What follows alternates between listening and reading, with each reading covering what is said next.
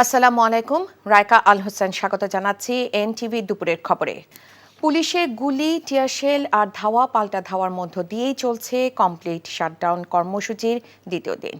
সকাল থেকে এর মধ্যেই অনেকে আহত হবার তথ্য পাওয়া গেছে। যাত্রাবাড়ি, উত্তরা, ধানমন্ডি, মোহাম্মদপুর, মিরপুর, বাড্ডা, গুলশান সহ অশান্ত হয়ে পড়ে গোটা রাজধানী। তামজিদ সুমনের রিপোর্ট।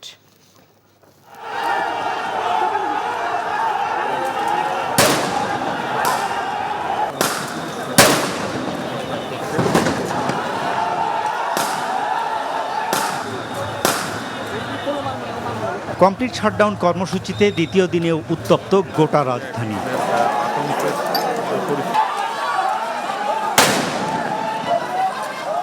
সকাল থেকে মোহাম্মদপুরে পুলিশের সাথে আন্দোলনকারীদের সংঘর্ষ হয়েছে।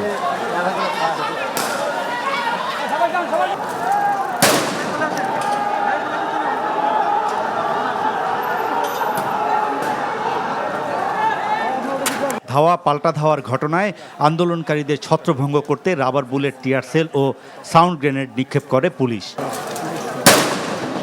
পুরো এলাকা রণক্ষেত্রে পরিণত হয়। মুহুর্মুহু টিয়ারশেল আর ইট পাটকেলে আতঙ্ক ছড়িয়ে পড়ে পুরো মোহাম্মদপুর এলাকায়।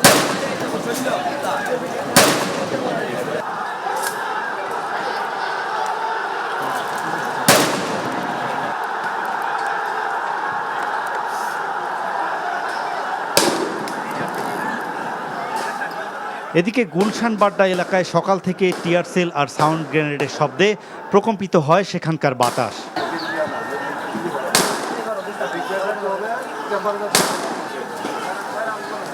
যে কোনো জমায়েত দেখলেই চড়াও হয়েছে পুলিশ, বিক্ষুব্ধ আন্দোলনকারীদের বেধড়ক পেটানো হয়েছে।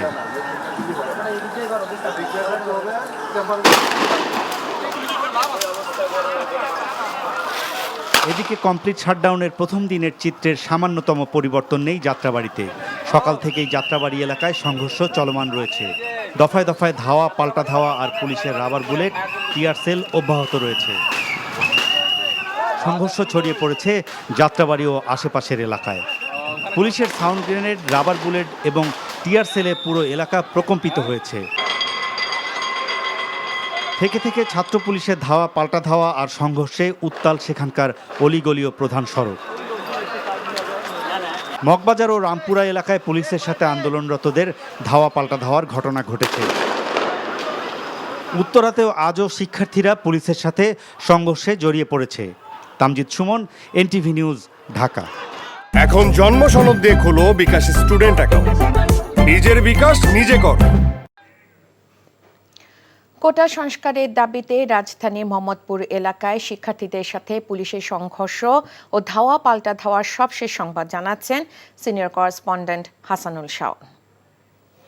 মোহাম্মদপুর বাস স্ট্যান্ড এলাকাটা কিন্তু সকাল থেকেই আমরা দেখছি যে রণক্ষেত্রে পরিণত হয়েছে। এখানে আন্দোলনকারীরা একদিকে অবস্থান করছে আর অন্যদিকে আমরা দেখছি যে 2 থেকে 300 পুলিশ সদস্য অবস্থান করছে। তো তারা চেষ্টা করছেন আন্দোলনকারীদের ছত্রভঙ্গ করার।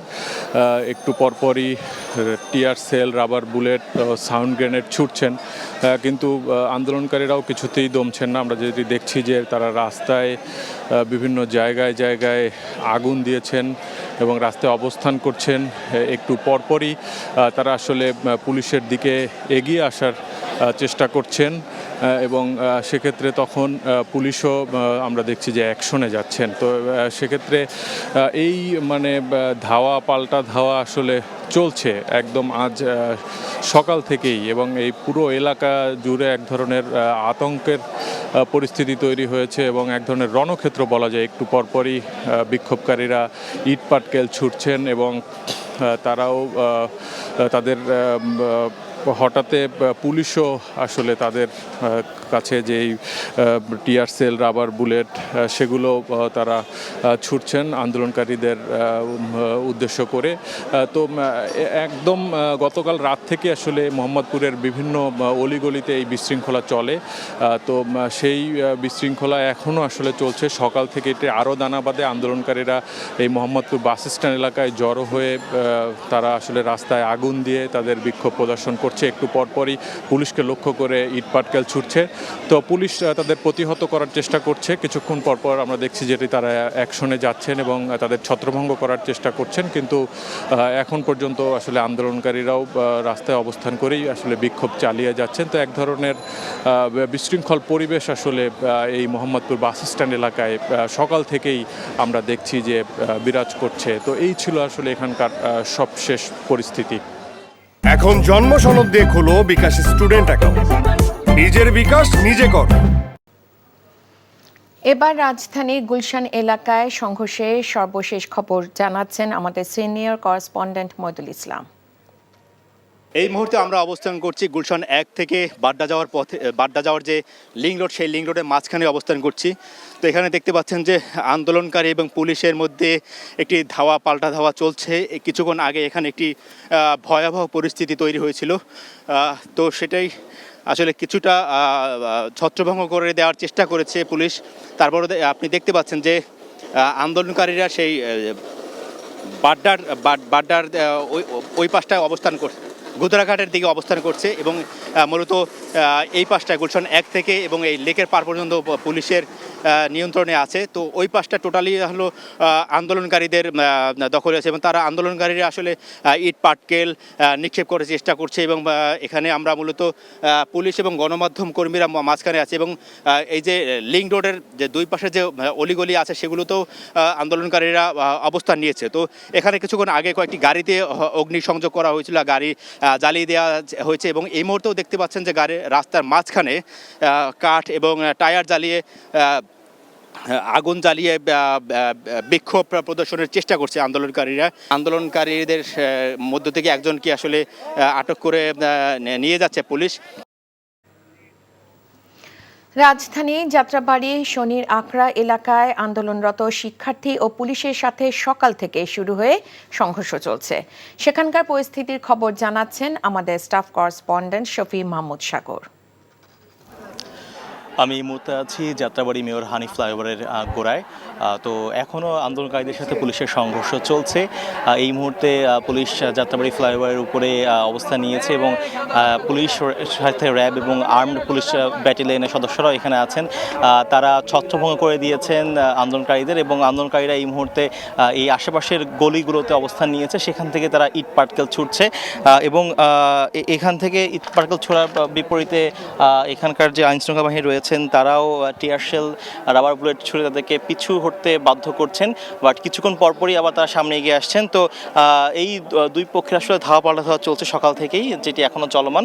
এবং অন্যদিকে যেই এই মেয়র হানিফ ফ্লাইওভারের যে টোল প্লাজার সামনেও পুলিশ অবস্থান নিয়েছেন এবং অপর দিকে ওই পাশে টোল প্লাজার পিছনের দিকে আন্দোলনকারীরা তারাও এখনও সেখান থেকে ইটপাটকেল ছুড়ে যাচ্ছেন।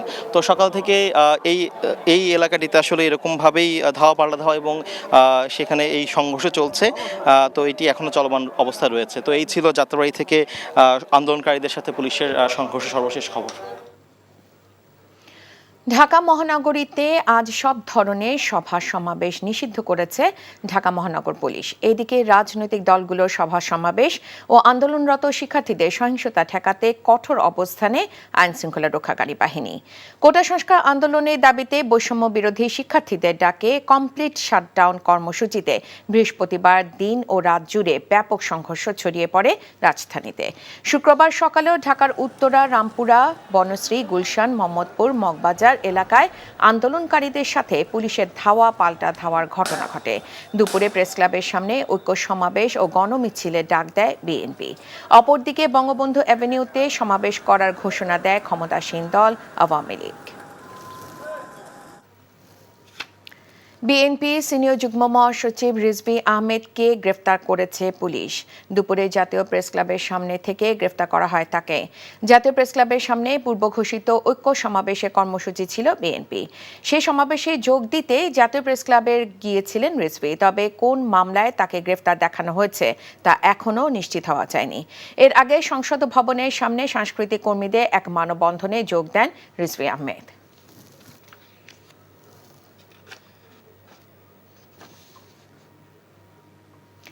বায়তুল মোকাররম এলাকায় অবস্থান নিয়েছে চরমোনাই পীরের সমর্থক সহ বেশ কয়েকটি ইসলামী সংগঠন।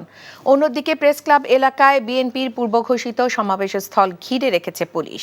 সেখানকার পরিস্থিতি তুলে ধরছেন স্পেশাল করেসপন্ডেন্ট হাসান মাহমুদ। জাতীয় প্রেস ক্লাব থেকে শুরু করে একেবারে কাকরাইল এবং এই অঞ্চলের নয়াপল্টন এবং বায়তুল মোকাররম এলাকা থেকে মতিঝিল পর্যন্ত এই এলাকা কিন্তু এক ধরনের থমথমে পরিস্থিতি বিরাজ করছে।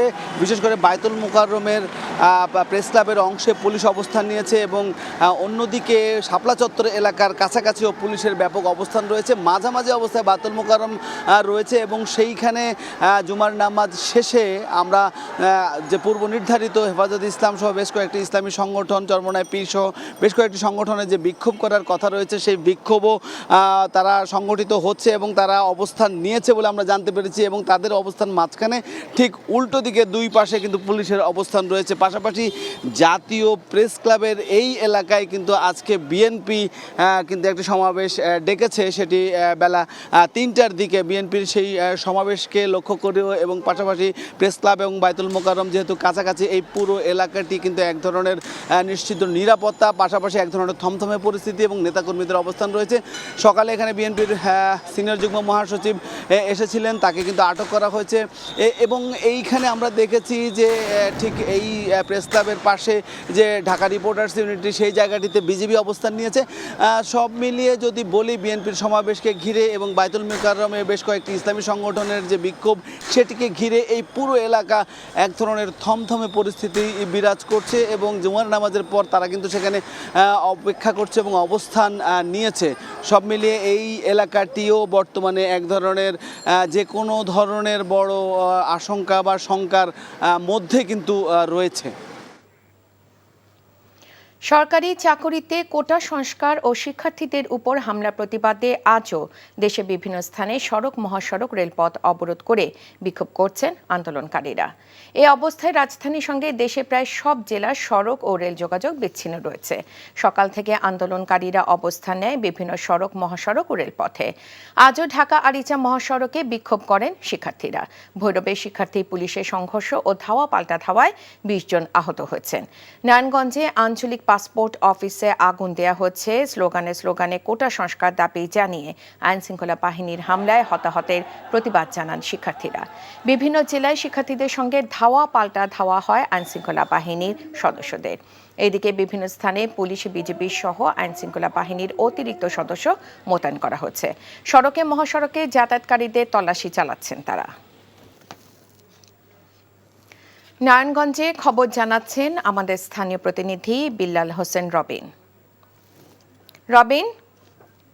গতকাল রাতে আঞ্চলিক পাসপোর্ট অফিসে আগুন দিয়ে নারায়ণগঞ্জে আজকে পরিস্থিতি কেমন দেখছেন? আজকের পরিস্থিতি এখন ঢাকা চট্টগ্রাম মহাসড়কের সাইনবোর্ড এলাকায় বিপুল সংখ্যক আন্দোলনকারী অবস্থান নিয়েছে এবং সিমরাইল মোড়েও অবস্থান নিয়েছে তারা। এছাড়া নারায়ণগঞ্জ শহরের থমথম অবস্থা বিরাজ করছে। অতিরিক্ত কালকে রাতের পর থেকে মহাসড়কে এবং বিভিন্ন এলাকাতে পুলিশের উপস্থিতি একেবারেই কম, তেমন একটা চোখে পড়ছে না তাদের।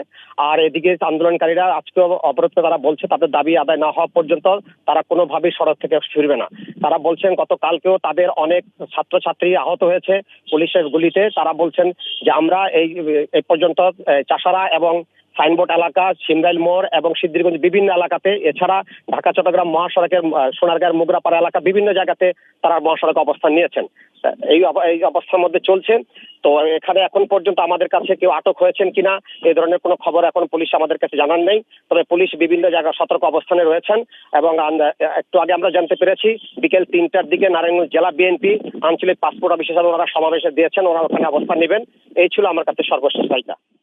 শিক্ষার্থী হত্যার প্রতিবাদে মানববন্ধন করেছে সাংস্কৃতিক কর্মীরা। সকালে সংসদ ভবনের সামনে মানিক মিয়া অ্যাভিনিউতে এই মানববন্ধন করে তারা। 1 ঘণ্টা কর্মসূচিতে কোটা সংস্কার আন্দোলনে আইনশৃঙ্খলা রক্ষাকারী বাহিনীর ভূমিকার সমালোচনা করেন তারা। আইনশৃঙ্খলা রক্ষাকারী বাহিনী আরও ধৈর্যের পরিচয় দিতে পারত বলে মনে করেন তারা। আন্দোলনে সহিংসতা পরিহারের আহ্বান জানান সাংস্কৃতিক কর্মীরা। চলচ্চিত্র, নাটক, সঙ্গীত সহ বিভিন্ন অঙ্গনের কয়েকশো সাংস্কৃতিক কর্মী এই মানববন্ধনে সামিল হন। কর্মসূচিতে এসে বক্তব্য রাখেন বিএনপির সিনিয়র যুগ্ম মহাসচিব রিজভী আহমেদ। আহ্বান জানান আন্দোলনে সবাইকে সাড়া দেয়ার।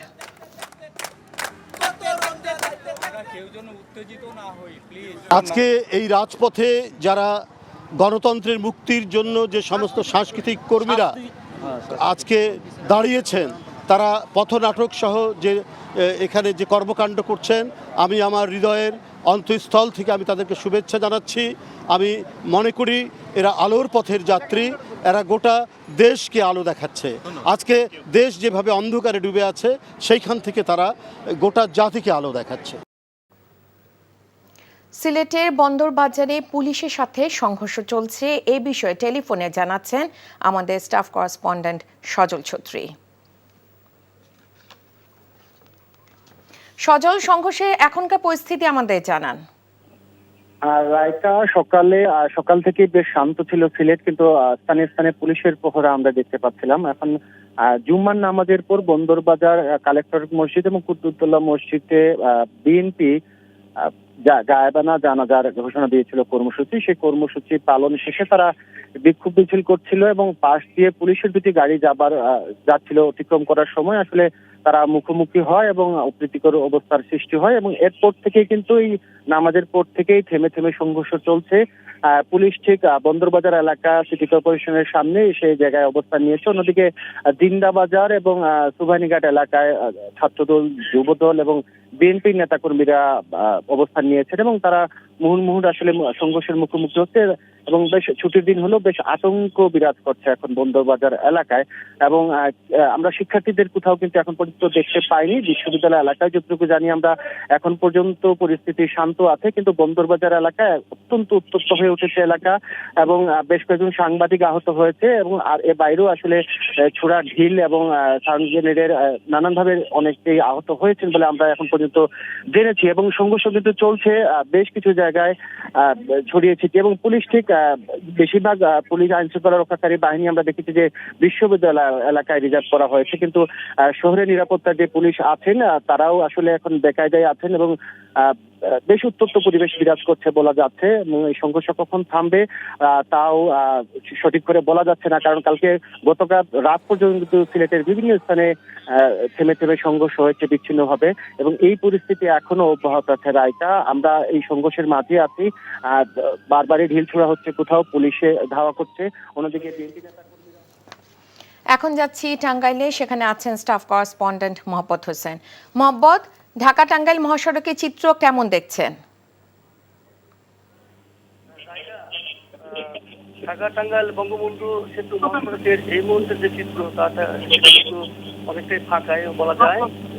আপনি জানেন যে কমপ্লিট পরে গতকাল থেকে কিন্তু মহাসড়কে যে চিত্র, আজকেও এই একই চিত্র আমরা লক্ষ্য করেছি।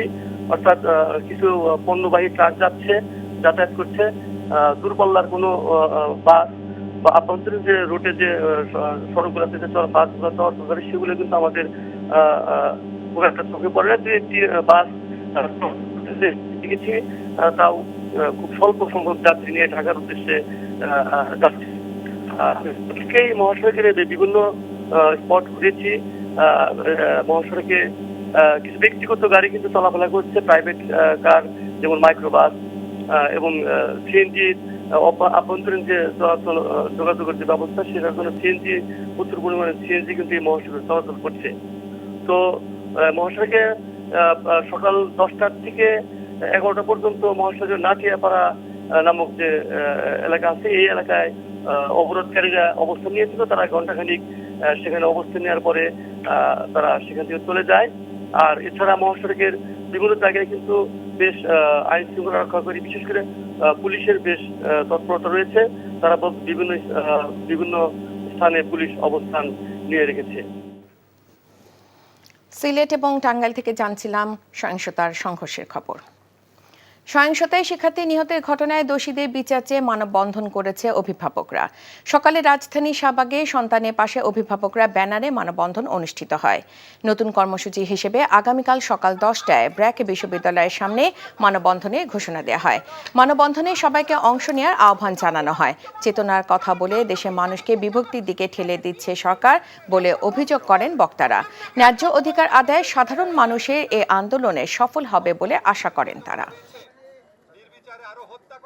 আপনি স্বজন হারানোর বেদনা বুঝেন ঠিকই, শুধু নিজেরটা বুঝেন আর কারোটা বুঝেন না। আপনি কথায় কথায় বাংলাদেশের মানুষকে রাজাকার ট্যাগ দেন, আপনার মন্ত্রীরা ট্যাগ দেয়। আপনি 71 সনে কোন সেক্টরে যুদ্ধ করেছেন? আগামীকাল ব্র্যাক বিশ্ববিদ্যালয়ের সামনে সকাল 10টা থেকে একইভাবে সকাল 12টা পর্যন্ত সারা দেশের অভিভাবক সমাজ যে যেখান থেকে পারি আমরা একত্রিত হব। এই ছিল দুপুরের খবরে। এই খবরে ভিডিও সহ আপডেট জানতে ভিজিট করুন এনটিভি অনলাইন www.ntvbd.com। এছাড়া এনটিভির জনপ্রিয় সব অনুষ্ঠান ও খবরের আপডেট জানতে ভিজিট করুন আমাদের ইউটিউব বা ভেরিফাইড ফেসবুক পেজ। 5টায় দেশের খবর দেখার আমন্ত্রণ রইল। ধন্যবাদ সবাইকে।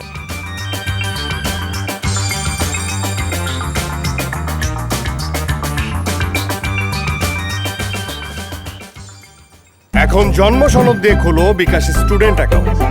নিজের বিকাশ নিজে কর।